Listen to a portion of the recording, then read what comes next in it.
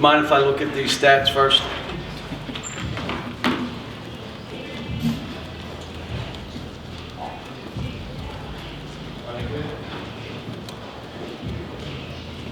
Got out rebounded again.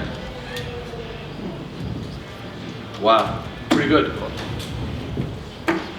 right, Dylan. Coach, after last game, you talked about, you said you wanted to see how this team finished tonight. When you were playing Kansas, that kind of lost a lead, and then what was different tonight to make The only thing I did was we played it like it was an 8-point finish, and what we wanted to do is keep shortening the game and make baskets. We're still not quite there. We didn't finish off. We got too late in the shot clock. Some of them you want to go and shoot it and rebound it and you kick it out and you go again, and now you just used a minute off the clock. They don't have a chance to beat you. We hadn't worked on any of that with Kansas. I was just trying to get them to be a basketball team, pass to each other. So we really didn't. Now we're beginning to. I'm trying to put guys in situations in these kind of games and see how they play. We still had some breakdowns. Discipline.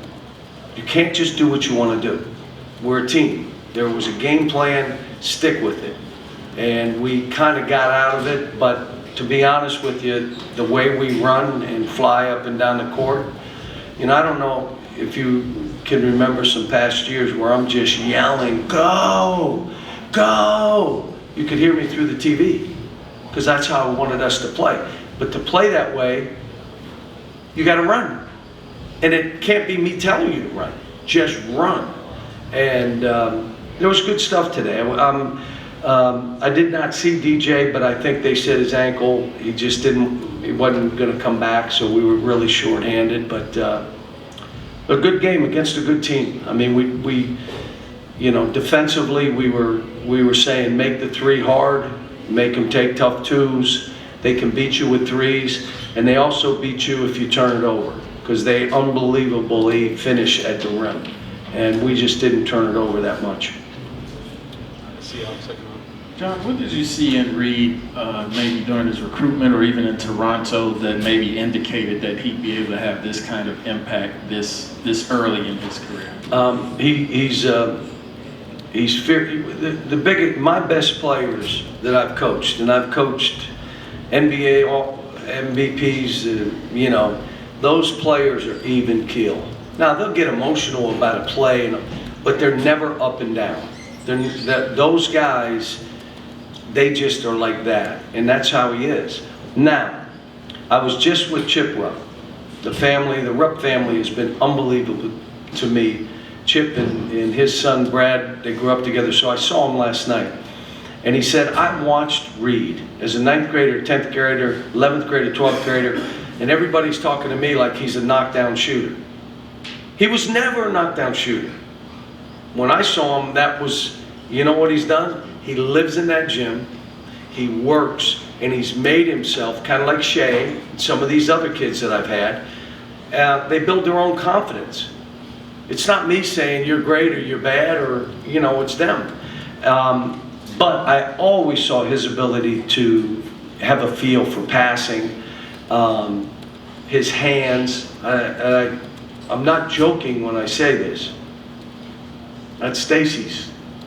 That's who that is. Jeff wasn't that way. Stacy was that way. And, you know, you just see him get his hands on balls. But again, he had about 5 breakdowns today that were disciplined. He just, like, why'd you try to steal that? Why are you leaving your feet? We're not playing that way. But he's young. He's young. I don't know, his plus minus was probably off the charts again. Yeah, 35.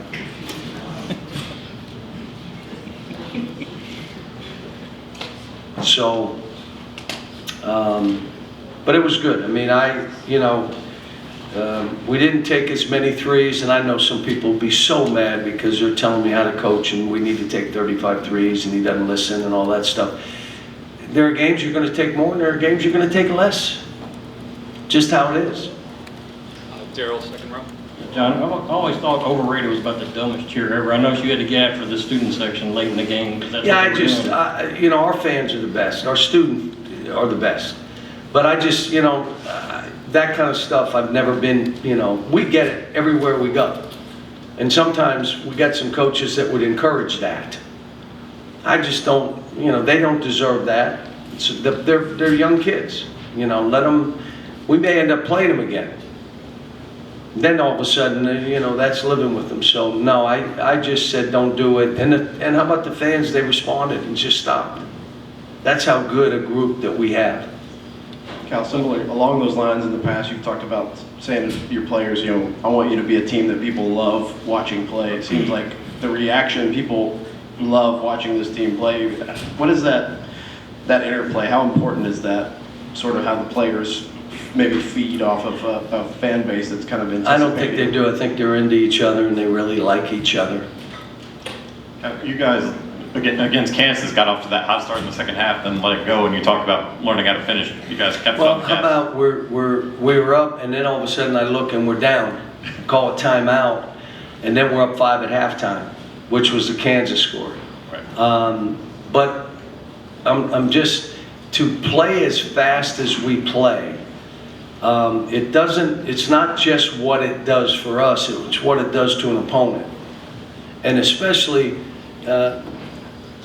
Jim's like I am, he's just not playing a whole lot of guys. He was riding those guys. And now all of a sudden in that second half, that's when it hits. But, I thought again, we passed each other, 26 assists. I love the one where Robert got it and threw it right back to Reed, and then Reed hits it. I mean, come on. I mean, people aren't holding the ball, they're getting rid of it, so it's good stuff. Accurate. Cal, another super assist to turnover ratio for you guys tonight as well. When you have players that can dribble, pass, and shoot, like Shea Alexander said, you play this way. And then you won't turn it over that much. We only had 3 at halftime. And a dude had 2 that were easy. What did you just do? Why didn't you look at him and throw it underhand to him? You rocketed him. And the other one you threw, what? Or we'd have had 1 at halftime. In the speed of that game, now think about that. How fast we're playing. Pretty good stuff. I was going to say, on that note, just also, what's the confidence level in this team being able to continue that even in fast-paced track meet games like tonight was at times? This is how we play. And again, I'd say this, and I know I'm not, every team I've coached, I've had to coach different. If I tried to play this way last year, why are you laughing? We got people laughing. I couldn't have played this way. Who we had? Now, I'm not saying they're not good players. Oscar's getting 30 rebounds a game in there, but he's not Trey. Trey's not him. I wish Trey rebounded a few more balls, but you can't play this way if the guys aren't good with the ball and confident three-point shooters. So we've had 3 guards when we had Maxey and Quickly and Johnny Juzang and Ashton. I mean, we played that way, but we didn't have a 5 like Trey. We had Nick Richards. So he is more of a rim runner and a shot blocker. But I'm anxious to get a couple of the bigs back. And the people that come in my gym, we got people that have never walked in my gym that are giving their opinions of what these big kids are, or when, or why, or this, or rumors, or... I don't get it. I really don't understand it. Like Aaron, the guys on TV watched it today and yesterday. Watched them. So I'm hoping he plays Saturday. But what if he doesn't? Was I lying? No, I just think he will play Saturday. If he doesn't, he'll play the next Saturday. Z finally did not practice today, got sick. I don't think he's telling the truth. I am telling the truth. Had 104 fever. Isn't it going to be fun when we get these guys back? How about we talk that way? So, it is what it is. Listen, appreciate y'all. I got to go do this radio. This is a half hour later for my body than normal. So I got to get home. So let me go do this radio. Appreciate it.